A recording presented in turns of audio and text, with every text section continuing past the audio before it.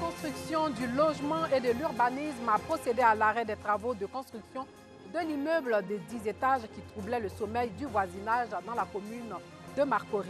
Notre équipe de reportage s'est rendue sur place pour en savoir davantage. Et puis en France, des patients jeunes et non vaccinés au CHRU de Strasbourg, les médecins craignent une 4e vague. Bonsoir et bienvenue dans le journal. Vous vous souvenez du reportage de la rédaction qui dénonçait la construction d'un immeuble de 10 étages dans la commune de Marcory? Eh bien, le ministère de la Construction, du Logement et de l'Urbanisme, après le passage du reportage, a fait arrêter les travaux de construction de l'immeuble. Qu'en est-il exactement? C'est ce à quoi répond ce reportage de Alassane Pargan-Drabo. Depuis la diffusion du reportage sur les antennes de RTI2, l'immeuble de Marcory résidentiel suscite la curiosité de nombreux passants. À travers un communiqué, le ministère de la Construction et de l'Urbanisme s'est empressé de rassurer les populations et mettre momentanément un terme aux travaux. Les premières vérifications effectuées à l'occasion de la visite du 17 juillet dernier n'indiquent pas de risque d'effondrement de cet immeuble. Le MCLU a toutefois instruit le maître d'ouvrage à l'effet d'arrêter les travaux et de produire dans les meilleurs délais un rapport d'expertise contradictoire d'un bureau de contrôle de référence relativement à la stabilité de son bâtiment. Un arrêt des travaux que certains voisins, dont Ahmed Jouer, accueillent avec joie. On l'accueille avec soulagement, bien sûr, puisque nos préoccupations sont prises en compte par ce communiqué. Bon, nous faisons confiance au ministère de la Construction de continuer à faire des contrôles plus rigoureux et plus réguliers pour la sécurité des biens et des immeubles dans le voisinage, pour ne pas qu'il y ait de problèmes. Mathieu Yeo est le responsable technique du chantier de construction de l'immeuble. Il accueille aussi avec joie la décision du ministère de la Construction et de l'Urbanisme de soumettre le bâtiment à une expertise contradictoire d'un bureau de contrôle de référence relativement à sa stabilité. Ce document, c'est après, quand le bâtiment est achevé, il y a des entités sur le plan national. Eux, ils sont spécialisés à faire des rapports de stabilité. Et vous l'avez déjà fait? Non, puisque c'est maintenant le ministère nous a demandé, donc la demande en cours. Cette décision du ministère expliquée à la Direction générale de la construction, de la maintenance et de l'architecture. Après cette expertise, si l'expertise atteste que le bâtiment a été exécuté dans les règles de l'art, naturellement le propriétaire sera autorisé à poursuivre ses travaux. Mais si ce n'est pas le cas, parce qu'une expertise va proposer aussi des mesures correctives, des solutions. Donc, sur la base du rapport, je pense que le ministère avisera et prendra ses responsabilités. Face au débat que suscite la construction de ce bâtiment, M. Ouamessou, directeur général de la construction, de la maintenance et de l'architecture, apporte quelques précisions. Quand on regarde le bâtiment, en apparence, le bâtiment ne présente aucun signe d'effondrement.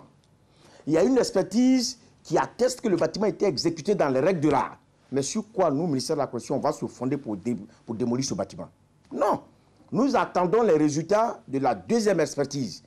Et si l'expertise dit autre chose, à ce moment-là, on avisera. Effectivement, il y a eu des fissures dans la clôture qui sépare le bâtiment plus neuf du bâtiment voisin côté droit. Mais là, à ce niveau-là, il est bon de vous dire tout de suite que les deux parties sont en justice. C'est un dossier qui est pendant au niveau de la justice. Ils sont même au niveau du Conseil d'État. Les informations que j'ai pu recueillir des deux parties montrent clairement que le propriétaire ne refuse pas de faire les réparations. Parce qu'en matière de construction, il est important aussi de dire, quand vous construisez, vous devez prendre les dispositions, les précautions techniques pour sécuriser le voisinage, et même mieux les ouvriers même qui sont à la tâche. C'est important. Et quand il y a des dégâts, vous êtes tenu de réparer ces dégâts-là. Ça, c'est la réglementation en vigueur en matière de construction qui le dit. Pour l'heure, sur le site, les travaux sont à l'arrêt. Aucune présence de manœuvre, aucune machine en marche. Voilà qui finit bien. Sachez que la soirée des Ebony se déroulera les 17, 18 et 19 décembre 2021 à Yamoussoukro, la capitale politique. L'annonce a été faite aujourd'hui même à la Maison de la Presse dans la commune du Plateau. Le thème de la 23e édition, journalisme et Infox, défi ou défiance. Le reportage de Joël Gossé. Vous avez ouvert les travaux de la 23e édition du week-end des Ébonies 2021. Le coup d'envoi de la 23e édition du prix Éboni est lancé. L'information a été donnée par le directeur général du port autonome d'Abidjan ce jeudi 29 juillet 2021 au cours de la cérémonie de lancement à la Maison de la Presse dans la commune du Plateau. Le président de l'Union nationale des journalistes de Côte d'Ivoire, UNJCI, a annoncé de nouvelles innovations pour cette 23e édition. Nous allons continuer toujours sur les innovations que nous avons déjà entamées l'année dernière. Le week-end déjà en lui-même est une innovation. Le panel en tout cas des experts et des intellectuels sera aussi une innovation. En plus de cela, il y aura par exemple un prix sectoriel pour la cohésion nationale, la réconciliation nationale. Nous allons changer le lieu de discussion, une visite à la résidence du père fondateur, une visite aussi dans ses plantations. Thème retenu, journalisme et fake news, défi ou défiance. Parrain de la cérémonie de lancement, le directeur général du port autonome d'Abidjan invite les entreprises de presse à travailler davantage pour relever les défis du numérique. Nous sommes là parce que le thème nous interpelle tous. Quand vous comprenez un peu le rôle de la presse dans nos sociétés et à s'imaginer que cette presse-là puisse être gangrénée, c'est inquiétant. C'est inquiétant, c'est donc bon que tous ensemble et avec d'autres personnes, nous travaillons à ce que le milieu soit assaini, et soit mieux structuré pour que ce que les gens reçoivent comme information soit vrai. Les fake news aujourd'hui, c'est vraiment une véritable gangrène. La 23e nuit de la communication est un prix d'excellence qui récompense chaque année les meilleurs journalistes ivoiriens. Elle va se tenir les 17, 18 et 19 décembre 2021 à l'hôtel président de Yamoussoukro. La date des dépôts des productions sera communiquée ultérieurement. Le prix du Super Éboni 2021, une voiture flambant neuve et bien d'autres lots.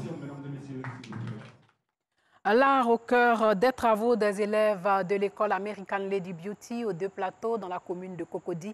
Les élèves de cette école ont fait montre de leur savoir-faire en couture, coiffure et esthétique, l'expression même de leur aptitude à créer le beau dévoilé dans un défilé de mode sous le regard de notre reporter Ido Georgette. Après 3 années de formation en couture, coiffure et esthétique, les élèves d'Albi American Lady Beauty Institute ont fait montre de leur talent à travers un défilé de mode.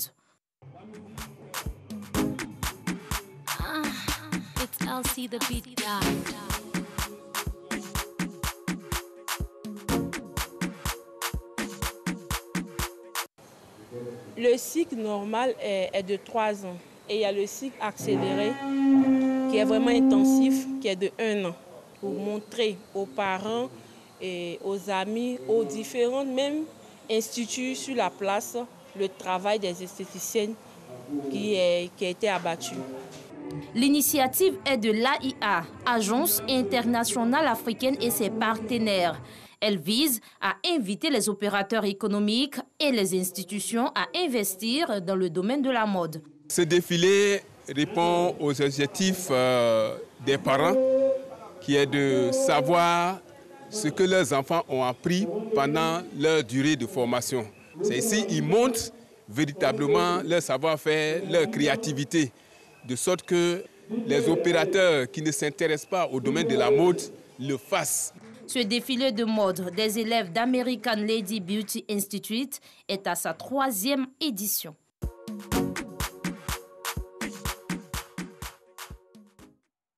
La 2e édition des Olympiades à K-Event va se tenir en août prochain au Palais des Sports de Treichville. Cette compétition intercommunale de Maracana, handball, basketball est placée sous le sceau du civisme et de la réconciliation par le sport. 9 communes du district d'Abidjan prendront part à la 2e édition des Olympiades K-Event autour du thème civisme et réconciliation par le sport. Au menu, 3 disciplines sportives, le maracana, le basketball et le handball. Cette année, l'innovation, c'est l'introduction d'une discipline culturelle portant sur la sensibilisation au civisme. Séduit par le thème et attaché aux valeurs du civisme, le ministre de la promotion de la bonne gouvernance, du renforcement des capacités et de la lutte contre la corruption, Epiphane Zorobi, a accepté de parrainer l'événement. Toutes les activités qui vont être initiées à travers ces Olympiades vont être des opportunités pour diffuser ces valeurs de citoyenneté, de loyauté, de discipline, de patriotisme à l'ensemble de nos populations. Plus de 200 athlètes et encadreurs défendront leur commune du 24 au 28 août 2021 au Palais des Sports de Treichville. C'est doublement important pour nous. Non seulement on va permettre à la population, à la jeunesse d'Abidjan d'avoir une compétition pendant ces vacances, de s'occuper sainement, mais en plus nous avons voulu associer à ces compétitions sportives un volet civisme. Un panel est prévu le 25 août avec pour thème civisme et réconciliation, indice de développement, animé par plusieurs ministères. Le commandant supérieur de la gendarmerie, le général Apalo Touré, ainsi que plusieurs autres personnalités civiles et sportives ont pris part à la cérémonie de lancement de ce grand événement, placé sous la présidence du ministre de la Promotion des Sports et du Développement de l'économie sportive, Paulin-Claude Daou. De sport, parlons-en encore. 20 athlètes, dont 14 Africains, ont été écartés des épreuves d'athlétisme des Jeux olympiques de Tokyo 2021, 36 heures avant leur début. Il s'agit de l'Éthiopie, du Kenya, du Maroc, de la Biélorussie, de l'Éthiopie et surtout du Nigeria. Le Nigeria, qui avait 10 représentants inéligibles, n'ont pas totalement respecté les règles en matière de contrôle antidopage selon l'unité d'intégrité de l'athlétisme. Le Nigeria est le pays le plus impacté, en tout cas n'ayant pas répondu aux critères de test antidopage de la règle 15 de la Fédération internationale d'athlétisme. Pour 10 de ces athlètes, comme je l'ai dit, dans les faits, ces athlètes n'ont pas subi les 3 contrôles antidopage inopinés effectués hors compétition et au cours des 10 derniers mois requis par World Athletics. Au Tchad, plusieurs centaines de personnes manifestent aujourd'hui à N'Djamena contre la junte qui a pris le pouvoir dans ce pays en avril après la mort d'Idriss Déby Itno, encadré par un fort dispositif policier. Des associations de la société civile et le parti Les Transformateurs de l'opposant Succès Masra ont appelé à manifester contre la confiscation du pouvoir, selon eux, du Conseil militaire de transition dirigé par le fils d'Idriss Déby, Mahama Idriss Déby Itno, et exiger la révision de la charte actuelle et l'organisation d'une conférence nationale souveraine, inclusive et globale. La manifestation avait été autorisée sur une avenue longue de 3 km dans le centre de la capitale tchadienne, N'Djamena. Les forces de l'ordre ont été massivement déployées. Et pour finir, sachez qu'en France, des patients jeunes et non vaccinés sont au CHRU de Strasbourg. Et selon le chef du service maladies infectieuses du nouvel hôpital civil de Strasbourg, dans quelques jours, de nombreux patients seront hospitalisés. France Strasbourg. Les patients sont plus jeunes et pas vaccinés. Les services de réanimation se préparent à une nouvelle vague. On se situe à un moment où nous avons terminé la 3e vague et nous voyons arriver à nouveau des patients. Et nous avons le sentiment que l'orage approche, que le tonnerre gronde et que dans quelques jours, quelques semaines, à nouveau, de nombreux patients seront hospitalisés. En ce moment, le profil est assez marqué. C'est des personnes relativement jeunes, puisque dernièrement, dans notre unité, nous avons eu une personne de 30 ans, puis une personne de 40 ans hospitalisée. Et surtout, systématiquement, c'était des patients qui n'étaient pas vaccinés. Avec les congés d'été et le manque de soignants, cette vague arrive à un moment difficile. On est tous fatigués, il y a eu des moments difficiles, mais on a une super équipe soudée. On est vraiment là l'un pour les autres et ça nous a renforcé aussi le Covid. Et c'est vrai qu'on peut compter vraiment sur notre équipe et c'est essentiel. La France compte environ 1000 patients en réanimation, soit 20% de ses capacités. Voilà, c'est tout pour ce soir. Merci de nous avoir suivis et surtout, portez-vous bien.